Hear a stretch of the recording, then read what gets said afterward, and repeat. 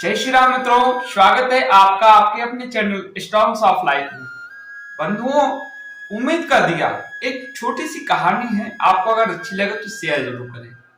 एक घर में 5 दिए जल रहे थे। एक दिन पहले दिए ने कहा, इतना जलकर भी मेरी रोशनी की लोगों को कोई कदर ही नहीं, तो बेहतर यही हो कि मैं बुझ जाऊं। वह दिया खुद को व्यर्थ समझकर बुझ गया। जानते हैं वह दिया कौन था? वह दिया था उत्साह का। वह उत्साह का प्रतीक था। यह देख दूसरा दिया जो शांति का प्रतीक था, कहने लगा मुझे भी बुझाना चाहिए। निरंतर शांति की रोशनी देने के बावजूद भी लोग हिंसा कर रहे हैं और शांति का दिया बुझ गया। उत्साह और शांति के दिए के बुझने के बाद तीसरा दिया हिम्मत का था, वह भी अपनी हिम्मत खो बैठा और वह भी बुझ गया। उत्साह, शांति और अब हिम्मत के न रहने पर चौथे दिन बुझना ही उचित समझा। चौथा दिया समृद्धि का प्रतीक था। सभी दिए बुझने के बाद केवल 5वां दिया अकेला ही जल रहा था। हालांकि 5वां दिया सबसे छोटा था, मगर फिर भी वह निरंतर जल रहा था। तब उस घर में एक लड़के ने प्रवेश किया।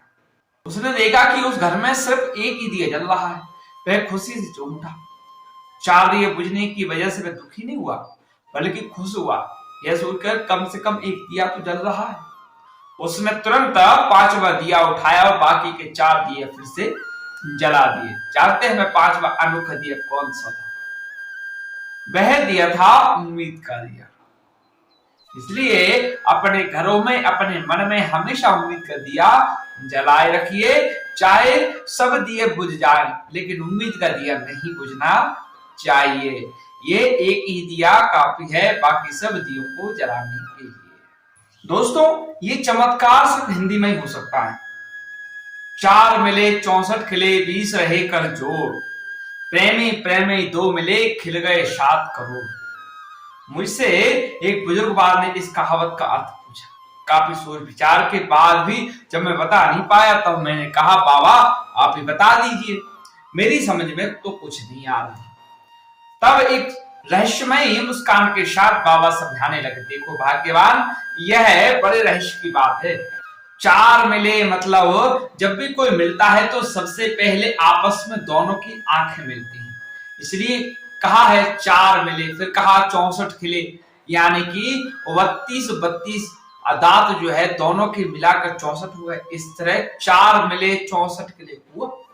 और 20 रहे कर जोड़, यानी कि दोनों की हाथ की जो उंगलियां है ना, दोनों की उंगलियां 20 हो जाती है, 10 10 20। तो दोनों जब प्रणाम की मुद्रा में होते हैं तो बरबर से उठ जाती है ना। तो मैं प्रेमी प्रेमी 2 मिले, जब 2 प्रेम करने वाले मिले, यह बड़े रहस्य की बात है, क्योंकि मिलने वाले प्रेमी ना हुए तो ना 20 रहकर जोड़ होगा और ना 64 खिलेंगे।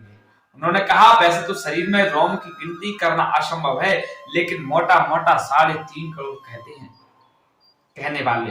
तो कवि ने अंतिम रहस्य भी प्रकट कर दिया। प्रेमी प्रेमी 2 मिले, खिल गए 7 करोड़। ऐसा अंत हृदय में बसा हुआ, जब कोई मिलता है तो रोम रोम खिलना स्वाभाविक है भाई।